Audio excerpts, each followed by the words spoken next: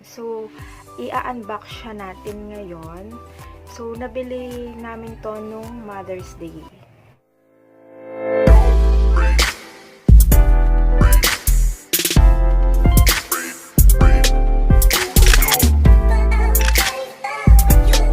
Ayan. So, hello guys! For this video is, ang gagawin natin is mag-unbox ng cellphone which is yung Oppo F11 Pro.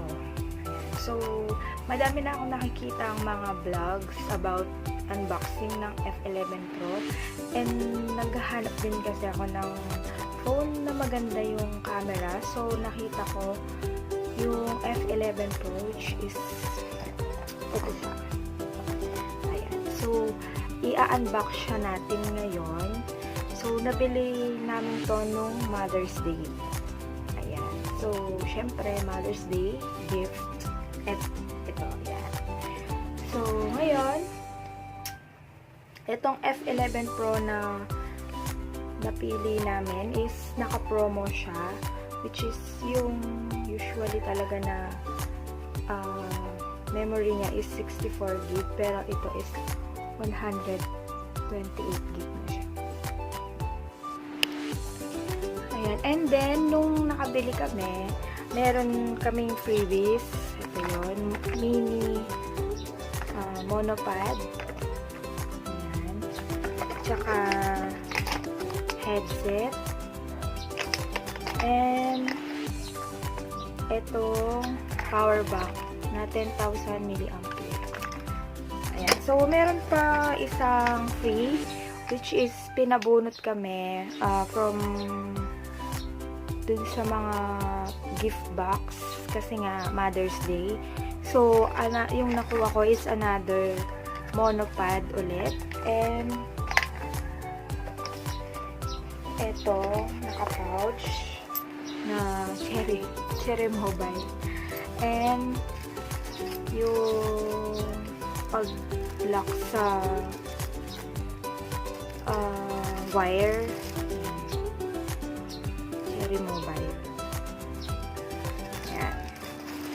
So, yun yung mga freebies ng phone nung bumili kami.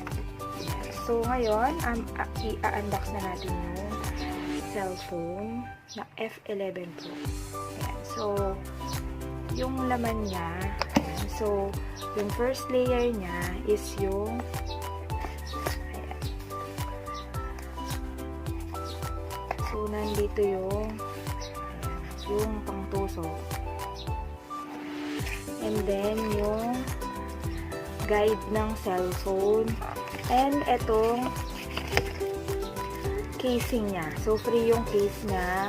Ayan. So, iba siya dun sa usual na free na malambot. So, ito medyo matigas siya. So, mas maganda siya kaysa dun sa mga ibang na-free na case ng last na phone ko is yung malambot na casing lang yun na bigay. Ayan. And then, ayan. So, ito na yung cellphone na F11 Pro. So, bago natin ito tingnan is tignan muna natin kung ano yung nasa ilalim. Ayan. So, nandito is yung adapter ng charger. So, mas malaki siya compare dun sa ibang charger ng Oppo. Ayan. So, dahil volt na rin siya, 3,000 volts. Ayan. So, ito yung cord niya. Ayan. And then, yung kanyang headset, which is parang kamukha na rin siya nung sa iPhone na headset. So, wala na. Yun na yung mga accessories niya. So, ngayon is mapunta na tayo dito sa ating cellphone. Ayan. So, itong tanggalin muna natin yung kanyang plastic. Ayan. Ayan. So, dalawa yung color ng phone ng Oppo F11. So, meron siyang yung Aurora Green and tong black. Ayan. So, ito yung napili ko kasi gusto kong phone yung gusto ko yung black na may purple. Ayan. So, parang gradient siya ng 3 colors na black, purple, and blue. Ayan. So, itong F11 Pro is meron siyang dalawang camera sa likod. Ayan. So, ito yung kanyang LED flash. Tapos, yung 5 megapixel na camera. And then, yung another one is yung 48 megapixel camera. Ayan. So, yung screen niya naman is, ano siya, 6.5 panoramic screen. Ayan. And then, yung battery niya, guys, is 4,000 milliamperes na siya. So, matagal-tagal na magagamit siya. Ayan. And then, fast charge pa siya. Ayan. So, ngayon, i-open muna natin siya para makita natin kung ano yung mga features ng Oppo F11 Pro.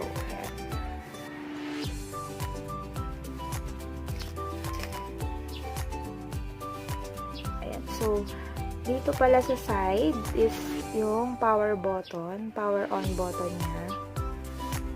Ayan.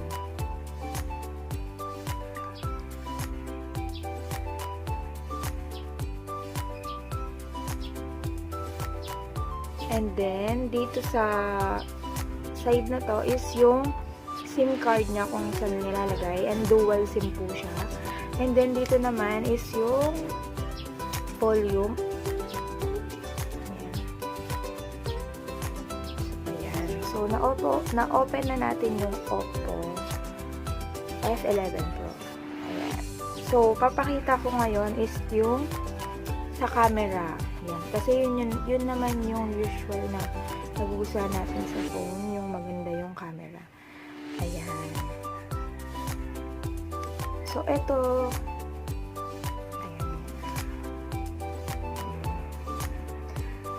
so, kapag binaliktad mo, ayan. Ayan siya, yung kanyang camera na nagpa-pop up.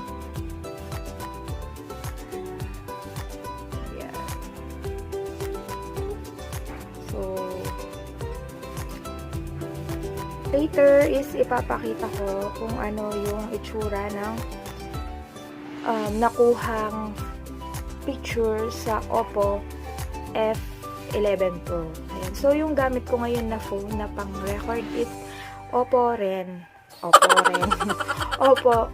siya. So, ito yung luma kong phone which is yung Oppo F7. Ayan. So, mag-upgrade tayo from Oppo F7 to Oppo F11 Pro. Ayan. So, later, i-compare ko yung difference ng pictures na nakuha sa F7 and nakuha sa F11 Pro. Ayan. So, itatry din natin yung ano pala dito, yung fingerprint. Ayan. So, meron din siyang face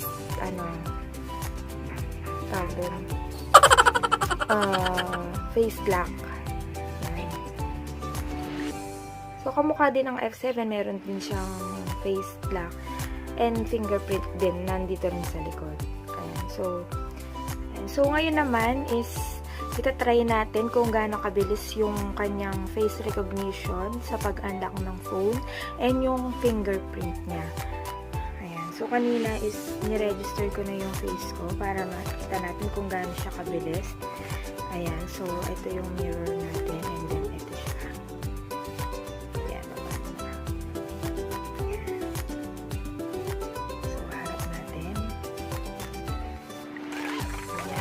So, ang bilis niya, guys, ha.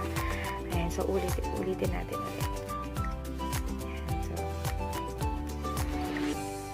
Oh, diba? So, bilis. And then, ngayon naman is, itatry natin itong sa kanyang fingerprint din. Ayan, so, ito, dito ko siya itatry. 2, 3. Oh, diba isang ganun lang guys, agad na open. Ayan, so isa pa. Ayan, so 1, 2, 3. Oh, wow, talaga napaka-amazing talaga ng Oppo F11 Pro. Ito is 6 gig na yung ROM niya and 128 gig yung memory. So, naka-promo siya na same price din na 18,990.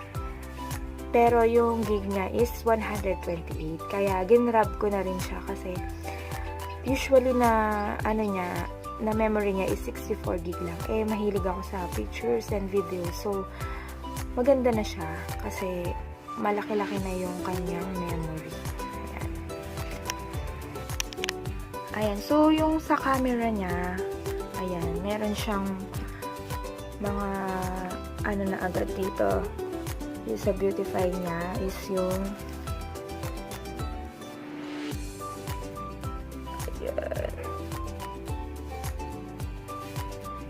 ayan. So, meron tayong thinner face, smoothen, smaller face, smaller chin, big eyes, smaller nose, touch up, 3D. Ayan. So, para na rin siyang Photoshop yung nakalagay na agad yung gusto mong gawin sa face mo. Ayan. So, meron pang smaller nose kung gusto mo lumiit yung nose mo. Ayan. Tapos, meron din tayo dito.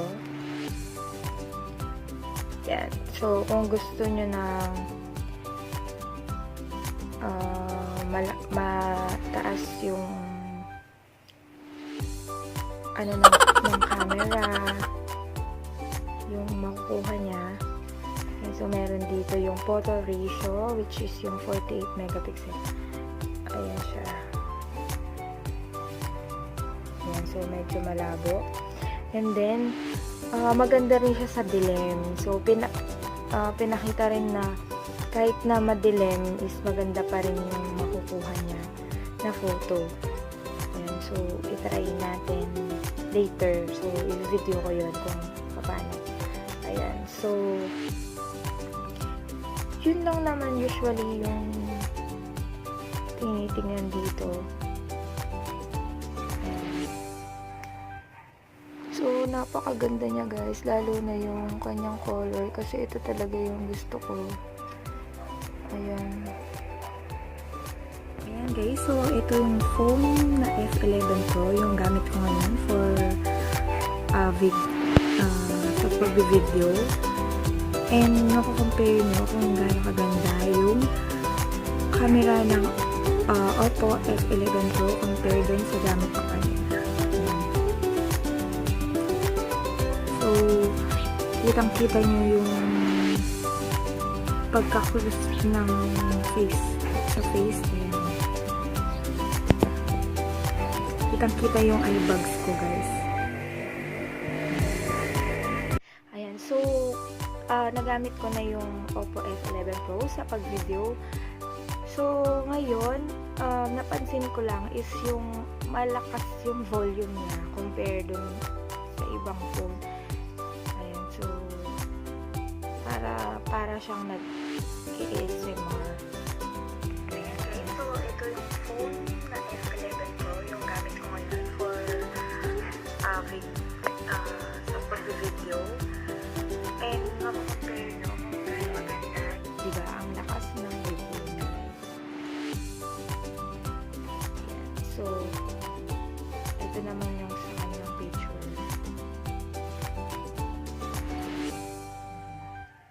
Sangka pa, diba? Okay, so thank you for watching. Please subscribe to my channel. Thank you.